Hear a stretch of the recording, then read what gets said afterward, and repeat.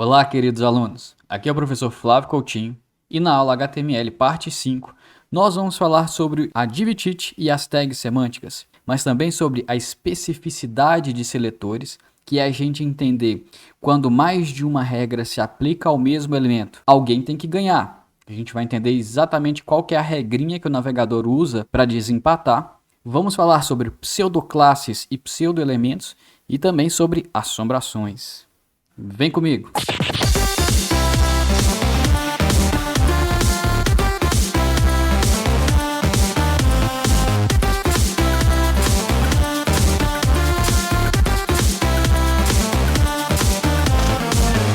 Na última aula, nós falamos sobre a propriedade display e os valores tradicionais que ela assume, como inline block e noun, sendo que o inline block ele usa o bom que tem do block, que é o fato da gente poder definir uma largura e uma altura para o elemento, e o legal do inline, que é poder ter elementos um ao lado do outro. E o noun significa que esse elemento que tem o display noun, ele não tem visualização, ele não vai ser desenhado, ele sequer ocupa espaço.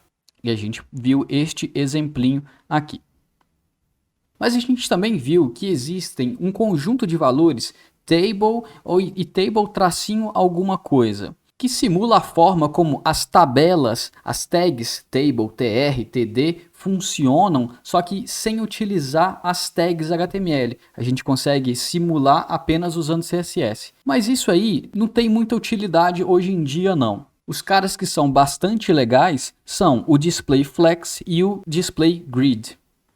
No caso do displayFlex, a gente tem acesso ao que a gente chama de flexbox. Quando a gente fala que um elemento tem esse displayFlex, a gente fala que ele é um elemento flex. E aí existe um conjunto de propriedades acessórias que a gente pode colocar nesse mesmo elemento que vão deixar a visualização à disposição dos filhos do elemento flex de forma bastante flexível. Com uma ou outra propriedade você consegue ter um resultado bastante diferente do que o que você tinha antes. Daí a flexibilidade do flexbox. Por exemplo, flex direction, você pode deixar row, linha, que é o valor padrão. Então os filhos de flex vão se comportar como uma linha, vão ficar lado a lado. Mas só trocando o valor dessa propriedade para column, coluna, você pode fazer com que eles fiquem na vertical, de cima para baixo.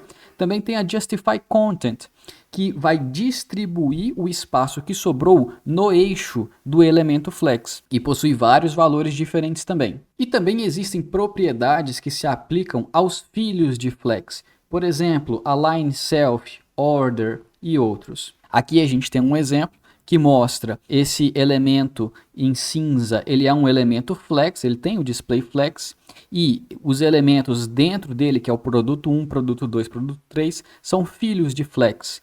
Aqui o que a gente usou para os filhos? A gente utilizou uma propriedade que chama flex, que define o peso com o qual a largura, né, a dimensão desse elemento vai crescer para poder ocupar o espaço do pai. O produto 1 tem o peso 1, propriedade flex igual a 1, produto 2 também, e o produto 3 tem flex igual a 2, ou seja, ele cresceu só que com o dobro da proporção dos outros dois.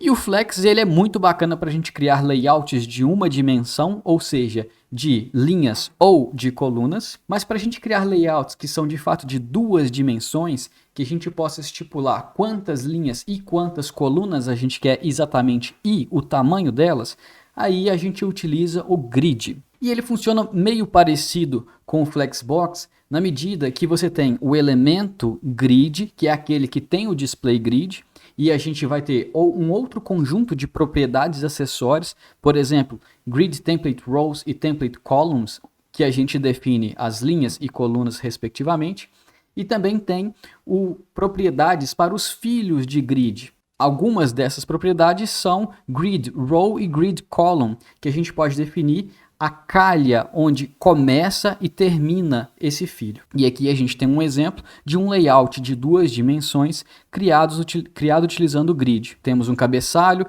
temos o miolo da página, tem um menu lateral que aqui eu coloquei do lado direito e temos também um rodapé. Esse tipo de layout ele é super comum nos sites.